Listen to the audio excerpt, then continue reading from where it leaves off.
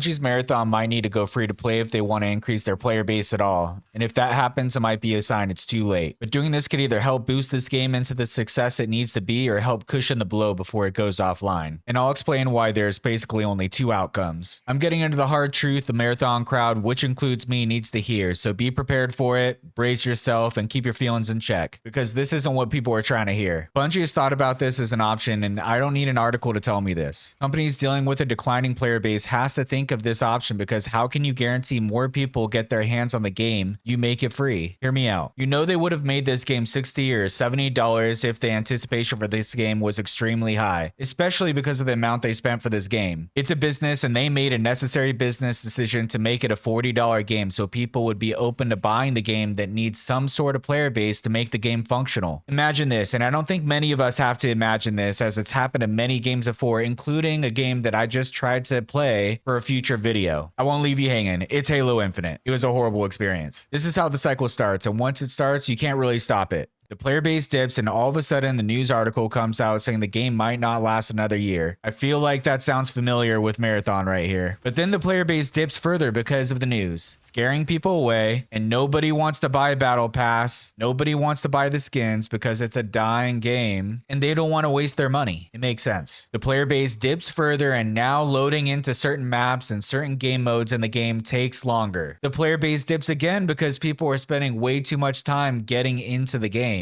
This is the exact moment most games don't recover from. Now it's getting to the point where players are being pushed into lobbies with others who are at a higher level than them. The player base dips more because they're getting slaughtered by these higher level players. They're up against the sweatiest players that love this game and stuck it out throughout thick and thin. And now the queue in certain game modes never fill. Players give up, and as soon as another game comes out, they move on to it, relieved that there's something else that can fill their time that they once spent on their current game. Like and subscribe if you want the latest news and conversations going around the extraction, shooter, and competitive gaming world. I appreciate you. But this has happened to games left and right, and the pattern is so predictable. This isn't news to us. We've seen this before. Here's just a few. We've got Hyperscape, X-Defiant, and yeah, Halo Infinite. And if you played any of those, you already know how this ends. And yeah, like I said before, I just experienced this with Halo Infinite. It was a horrible experience. I'm not coming back, but also I'm not really big into 343's Halo. I was trying to filter out a couple of the game modes that I didn't really want to get into, and I was left hanging there for so long. And even there was a text that said,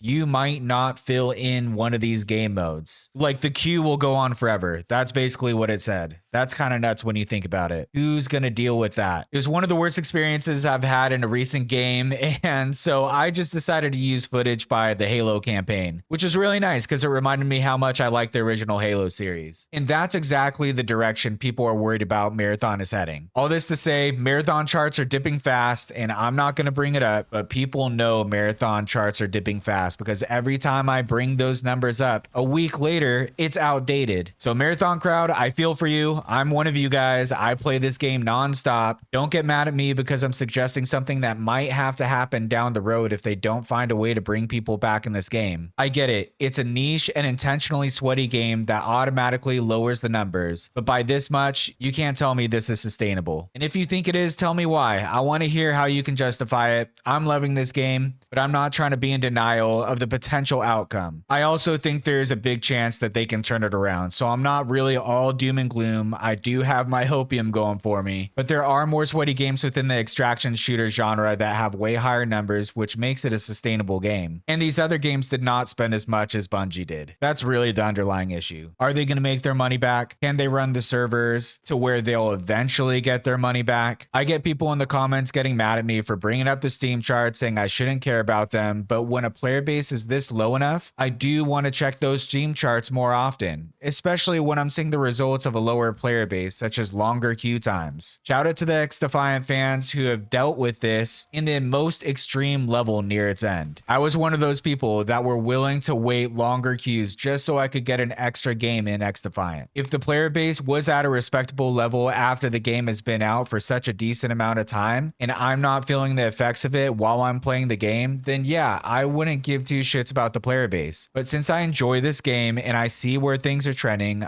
I'm gonna keep an eye on them. But like I said, things might turn around though, and I really hope it does. The developers are doing all they can and are listening to the player base. And I love that. But there was a lot wrong when the game first came out, and whether that was stuff that was in the game that they're trying to fix now, or just the negative sentiment. If they polish this game up and yeah, leave space for more casuals such as the free kit, dedicated maps, and adjusting the access to cryo, and making things less confusing when it's unnecessary, such as changing the icons for shields, mods, implants, then it's just gonna be more accessible for people, and that's always a great thing. And if you're loving this game, you should want them to make this game more accessible. I don't understand the gatekeeping from some of these people, because all you're doing when you say you need people to get good and don't want casuals in the game is adding to the problem, whether people want to admit it or not. If those people made the decisions, they would be helping the game flatline faster than ever, and then they wouldn't even be able to play the game at all. So step off that throne. Free to play might be the final stage of this game. I don't know how, I don't know when, but if things don't turn around for one reason or another, then Bungie won't have a choice. That'll be their last resort. And by the time reaches that point,